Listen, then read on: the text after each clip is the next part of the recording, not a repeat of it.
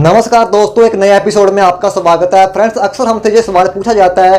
कि वकील साहब, हमारी जो पत्नी है उसने हम पर मेंटेनेंस का केस कर दिया है, चाहे वो 125 सीआरपीसी का हो, चाहे वो डीवी एक्ट में मेंटेनेंस हो, चाहे वो सेक्शन 24 एचएमए में की बात करें। तो हमें कुछ ऐसे सवाल बताइए जो हम अपनी पत्नी से कोर्ट में पूछ सकें और जिससे हमें कम से कम जो मेंटेनेंस है अपनी पत्नी को देना पड़े, या जो हमारी मेंटेनेंस है यहाँ पे माफ भी हो जाए। कई बार क्या देखा जाता है फ्रेंड्स, कई बार क्या होता है कि जो पत्नी होती है वो पढ़ी लिखी होती है, वेल एजुकेटेड होती है, शादी से पहले वो जॉब भी कर रही होती है, लेकिन शादी के बाद वो जॉब नहीं कर रही है, लेकिन वेल क्वालिफाइड है, कर सकती है। तो ऐसे केसों में आप अपनी पत्नी को ऐसे कौन से सवाल है पूछ सकते हैं जिससे आपकी जो मेंटेनेंस है यहाँ पे माफ हो जाए, या आपको बहुत कम से कम जो मेंटेनेंस अपनी वाइफ को पे करनी पड़े। तो इन सभी सवालों के बारे में कि कौन से सवाल हैं जो आप क्रोस में अपनी पत्नी को कोर्ट में पूछ सकते हैं जिससे आपको कम मेंटेनेंस है जो अपनी पत्नी को देनी पड़े। तो इन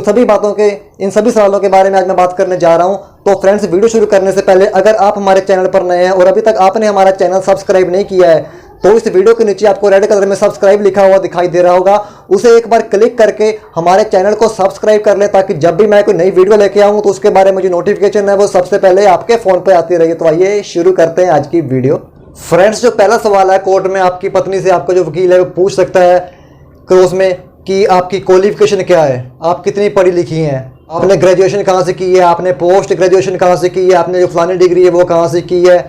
और अगर ये बात जाहिर है कि अगर आपकी पत्नी पढ़ी लिखी है, आपकी पत्नी के पास इतनी डिग्रियां हैं, तो वो जाहिर सी बात है कि शादी से पहले कहीं ना कहीं जॉब भी वो कर रही होगी, क्योंकि इतनी पढ़ाई की है तो किस मतलब के लिए पढ़ाई की है। तो आप ये सवाल कर सकते हैं कि शादी से पहले आप कहीं पर जॉब कर रही थी, और अगर आपकी वाइफ बोलती है हाँ मैं जॉब कर रही थी, तो आप यहाँ पे पूछ सकते हैं कि आप कौन सी कंपनी में जॉब कर रही थी, आपने कितने साल तक वहाँ पर जॉब की, और जहाँ पर आप जॉब कर रही थी वहाँ पे आपकी सैलरी कितनी थी। ये सभी जो सवाल आप क्रॉस में पुट कर सकते हैं। और अगर आपकी वाइफ डिनाई करती है कि मैं शादी से पहले कहीं जॉब नहीं कर रही थी या मैंने कहीं जॉब नहीं की है, लेकिन आपको पता है कि आपकी वाइफ फलानी जगह पे जॉब कर रही थी, फलानी कंपनी में जॉब कर रही थी, तो आप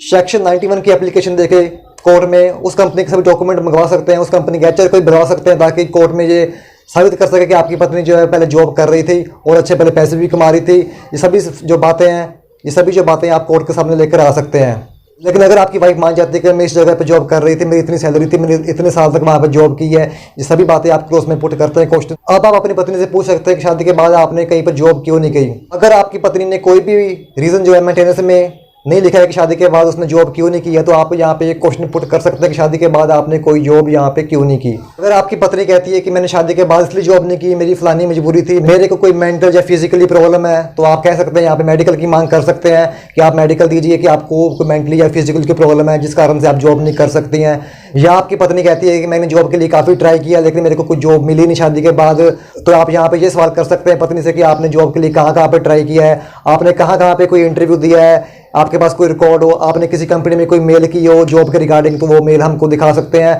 आप ऐसे सवाल आपकी पत्नी को पुट कर सकते हैं। आप ऐसे कुछ जो सवाल है आप अपनी पत्नी को पुट कर सकते हैं कोर्ट में, और जब आप बाद में आर्गूमेंट करेंगे तो आप ये कोर्ट के सामने लेके आ सकते हैं कि आपकी जो पत्नी है वो वेल क्वालिफाइड है, पढ़ी लिखी है, उसके पास कई डिग्रियां हैं, वो अपना जो पालन पोषण है बहुत अच्छे ढंग से कर सकती है, शादी से पहले वो बहुत अच्छी जॉब भी कर रही थी, अभी भी कर सकती है, वो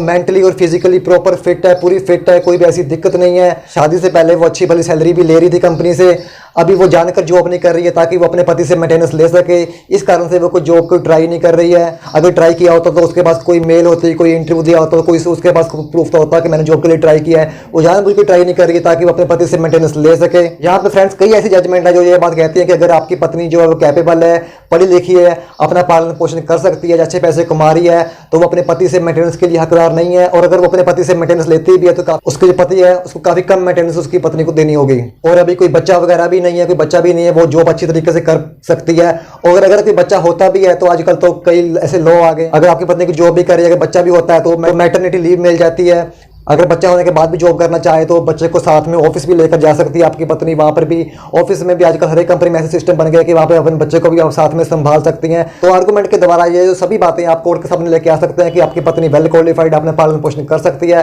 शादी से पहले अच्छे पैसे कमा रही थी, अभी भी कमा सकती है, कोई ऐसा रीज़न नहीं है कि आपकी पत्नी जॉब ना कर पाए, पूरी फिट है आपकी पत्नी और ऐसी कोई भी दिक्कत नहीं है। ये सभी बातें अगर आप कोर्ट में प्रूफ कर देते हैं तो जो कोर्ट है या तो आपकी मेंटेनेंस यहाँ पे माफ भी कर सकती है और या आपको कम से कम यहाँ पे मेंटेनेंस देने को कहा जाएगा। लेकिन हाँ फ्रेंड्स, अगर आपको बच्चे की मेंटेनेंस लगती है तो आप बच्चे की मेंटेनेंस देने से यहाँ पर डिनाई नहीं कर सकते। अगर आपका बच्चा है तो आपको बच्चे की मेंटेनेंस जो है देनी ही पड़ेगी। हाँ, ये हो सकता है कि अगर आपकी वाइफ है जो वेल क्वालिफाइड अच्छी जॉब कर रही है तो आपकी जो मेंटेनेंस है बच्चे की वो आपको यहाँ पे कम देनी पड़ सकती है।